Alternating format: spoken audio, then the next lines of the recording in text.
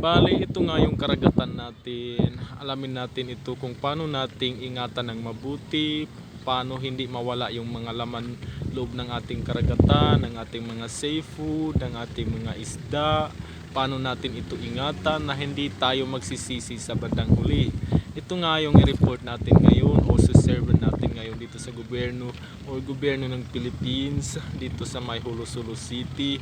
Karamihan kasi dito sa mga tagahulo gumagamit na sila ng chemical na sodium, nakakalason ng ating mga karagatan.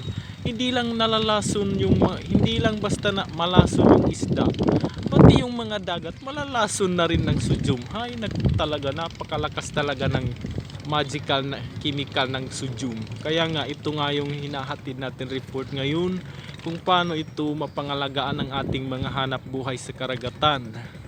Maraming salamat mga B sa ating mga taga-subaybay ng ating mga vlog dyan sa mga Malacanang, sa Government of the Philippines. Maraming salamat na napapakinggan ninyo. Mayroon din mga oras na napapakinggan ninyo ang aming mga hiling para sa ikauunlad ng ating mga hanap buhay sa karagatan. Maraming salamat mga B.